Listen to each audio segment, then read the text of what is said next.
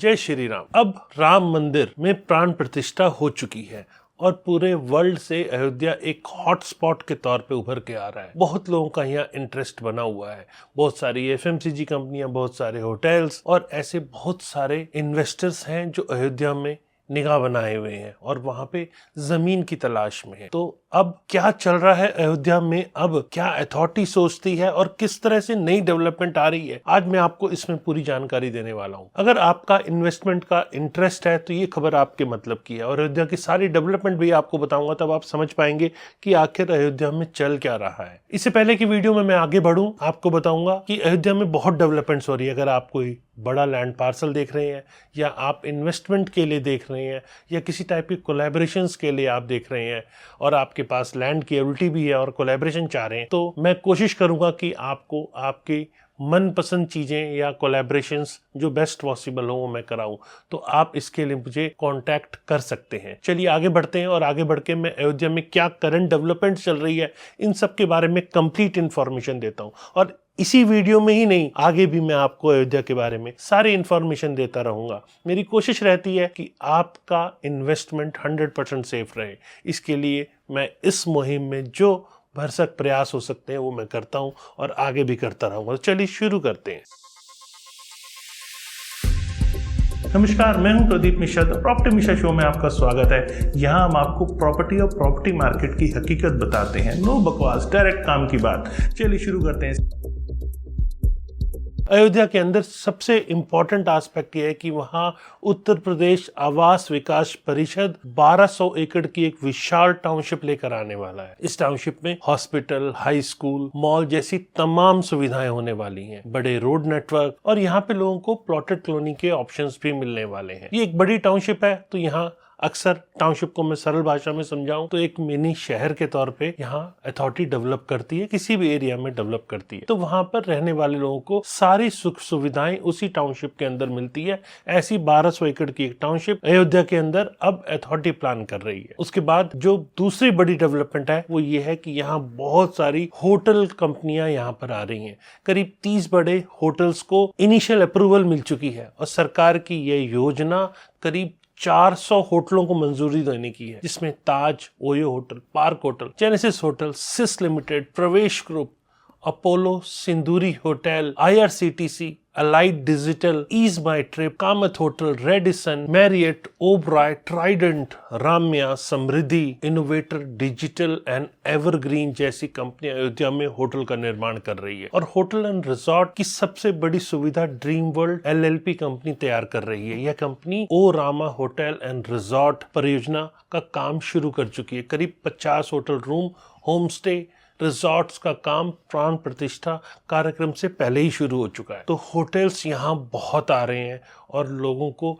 एक ऑप्शन के तौर पे, क्योंकि अभी आप अगर जाते हैं राम मंदिर दर्शन के लिए तो यहाँ रहने में आपको थोड़ी सी दिक्कत होती है। कई बार होटल में रूम्स नहीं मिलते हैं, तो यहाँ पर ऐसा पर्यटन के लिए जो लोग आ रहे हैं, जो राम मंदिर के दर्शन के लिए आ रहे हैं, उनके लिए अब अथॉरिटी यहाँ होटल्स को अप्रूवल दे रही है। यहाँ पर ग्रीनफील्ड टाउनशिप और सभी प्रकार के जो यहाँ विजिटर्स हैं उनके लिए राज्य अतिथि गृह होटल और आवश्यकताओं को पूरा करने के लिए वाणिज्य परिसरों का भी प्रावधान रखा गया है। उसके बाद जब और डेवलपमेंट की बात करें तो यहाँ पर ऐसे लोग जिनके मंदिर के आसपास प्लॉट्स हैं या उनके मकान बने हुए हैं, उन लोगों ने भी बहुत ज्यादा पेइंग गेस्ट फैसिलिटी बनाने के लिए अपनी इच्छा जाहिर करी है। इसके लिए स्थानीय प्राधिकरण जो है वहाँ मंजूरी के लिए अप्लाई भी किया हुआ है। फिर लोग यहाँ होम स्टे के लिए भी काफी डिमांड कर रहे हैं। होम स्टे के लिए एक ऐप बनाया हुआ है जिसके तहत आप उस ऐप पे जाके सारी फैसिलिटी, एक ऐप पे पूरे अयोध्या को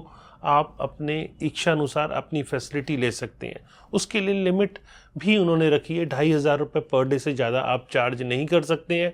ये भी एक डेवलपमेंट वहाँ देखने को मिली है। और बड़े पैमाने पर धर्मशाला और हॉस्टल बनाने के लिए जो लोकल वहाँ पे रेजिडेंट्स हैं या आसपास के बिल्डर्स ने सरकार से अप्लाई किया है कि वहाँ पे उन्हें अप्रूवल दी जाए। फिर अयोध्या में ज़मीन की कीमतें भी आप देखेंगे तो पिछले कुछ दिनों में बहुत बढ़ी है, लेकिन अभी भी स्कोप ऑफ डेवलपमेंट है। इस कारण से वहाँ अभी भी प्राइस एप्रिसिएशन की बहुत ज्यादा गुंजाइश मेरे को दिख रही है। अगर आप अयोध्या में निवेश के लिए देख रहे हैं तो आपके लिए उपयुक्त स्थान जो है वो 14 कोसी परिक्रमा के आसपास या रिंग रोड के ऊपर या देवकली, नया घाट या फिर सरयू रिवर के आसपास के एरिया जहां पे अभी नया मास्टर प्लान आना है, उन एरियाज में इन्वेस्टमेंट के लिए आप देख सकते हैं। वो बेटर ऑप्शंस मेरे को दिखते हैं कि वहां आप अगर इन्वेस्टमेंट करते हैं तो वहां आपको फ्यूचर में रिटर्न भी मिलता है, क्योंकि मंदिर के पास के एरिया में बहुत ज़्यादा कंस्ट्रक्शन की एक्टिविटी आपको नहीं मिलेगी। कई जगहों के ऊपर हाइट को भी रिस्ट्रिक्ट किया हुआ है, 7.5 मीटर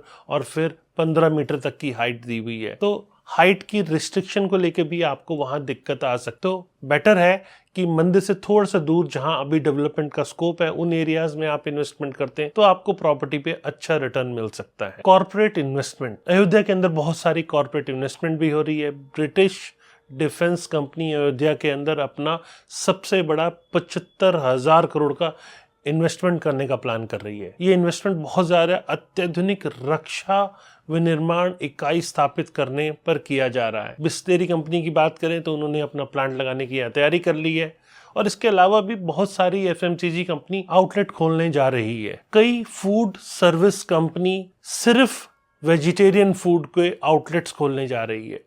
इनमें से कई कंपनियां इंटरनेशनल स्टैंडर्ड की है, जिसका नाम हमें तो पता है लेकिन चूंकि अभी मंजूरी नहीं मिली हुई है इसीलिए मेरा उनका नाम लेना शायद उचित ना रहे। कुछ कंपनियां शाकाहारी के साथ साथ नॉन वेजिटेरियन भी परोसना चाहती हैं। उसके लिए उनका मानना है क्योंकि इंटरनेशनल टूरिस्ट यहाँ पर आएंगे तो निश्चित रूप से उनको नॉनवेज की भी ज़रूरत होगी, तो नॉनवेज की भी डिमांड यहाँ रहेगी, तो वो उस चीज़ के लिए भी अप्लाई कर रहे हैं।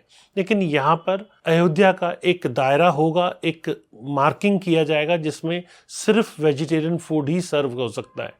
उसके लिए नॉन वेजिटेरियन के लिए वो स्कोप ऑफ डेवलपमेंट थोड़ा सा मंदिर से दूर जाके होगा। तो ऐसा अभी प्लान किया जा रहा है, पूरी तरह से प्लान अभी नहीं हुआ है। या बड़े होटल्स की बात भी करें, क्योंकि होटल्स के अंदर नॉनवेज मैंडेटरी सा हो जाता है, उनकी डिमांड होती है कि यहाँ नॉनवेज भी होना चाहिए। तो मंदिर परिसर के आसपास का कुछ एरिया इसके लिए मार्क किया जाएगा जहाँ सिर्फ वेजिटेरियन फूड ही सर्व होगा। होटल्स के लिए शायद जो नॉनवेज सर्व करना चाहते हैं उनके लिए शायद उसके लिए थोड़ी दूरी रखी जा रही है।